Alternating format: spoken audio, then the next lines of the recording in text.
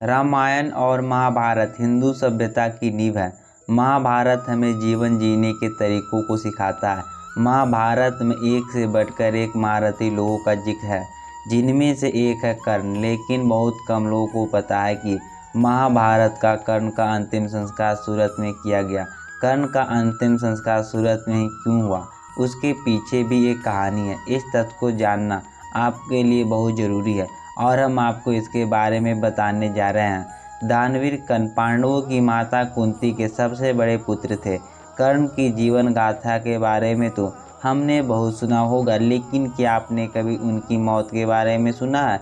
जब महाभारत का युद्ध चल रहा था और अर्जुन कर्ण के बीच युद्ध चल रहा था, तब कर्ण का रथ का पहिया जमीन में धंस गया। तब कर्ण ने भीष्म पितामह के बनाए नियमों की बात करते हुए अर्जुन से कहा, हे अर्जुन, जब तक मैं रथ का पहिया नहीं निकाल लेता तब तक तुम मुझ पर आक्रमण नहीं करोगे। यह सुनकर अर्जुन रुक गया। तब भगवान कृष्ण ने कहा, हे अर्जुन, तुम क्यों रुके? तीर मारो। जब अर्जुन ने कहा कि वह युद्ध के खिलाफ है, तब भगवान कृष्ण ने याद दिलाया कि अभिमन्यु एक अकेले योद्धा से लड़ रहा था। तब युद्ध के नियम ज्ञात नहीं थे। भरी सभा में जब द्रौपदी से अपशब्द कहे गए तो नियमों का उल्लंघन नहीं हुआ। इन शब्दों को सुनकर अर्जुन क्रोधित हो गए और उन्होंने कर्ण पर भगवान शिव जी का दिया हुआ अस्त्र चला दिया। अर्जुन के इस बाण से कर्ण मृत्यु के समीप पहुंच गया। जब कर्ण अपनी मृत्यु की प्रतीक्षा कर रहा था, तब भगवान कृष्ण ने कर्ण की परीक्षा लेने का विचार किया। भगवान कृष्ण ने एक ब्राह्मण का रूप धारण किया और कहा, हे कर्ण, मेरी बेटी की शादी हो रही है और मेरे पास उसे देने के लिए सोना नहीं है, इसीलिए मुझे सोना दो। तब कर्ण ने कहा कि मेरे पास कुछ नहीं है, मैं तुम्हें क्या दान कर सकता हूँ?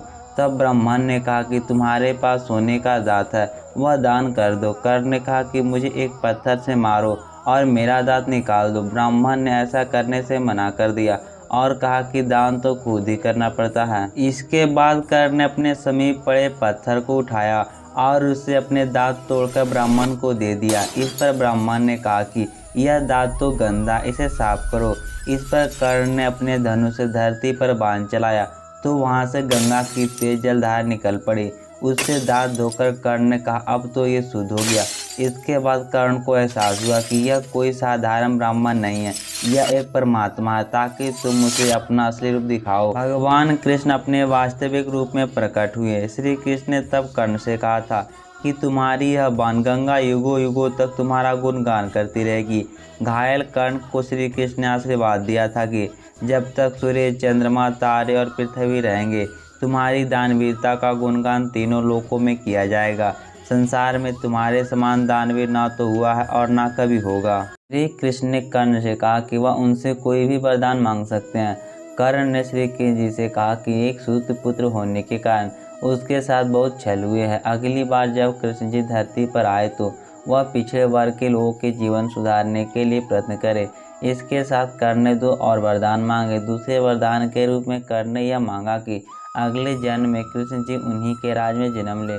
और तीसरे वरदान में उन्होंने श्री कृष्ण से कहा कि उनका अंतिम संस्कार एक कुमारी भूमि पर करना। खोजबीन करने पर सूरत में तापी नदी ही कुमारी नदी मिली, जिसे कुमारी माता नदी भी कहा जाता है। इस तापी नदी के किनारे कर्ण का शवदाह हुआ और आज भी यहाँ कर्ण का मंदिर है।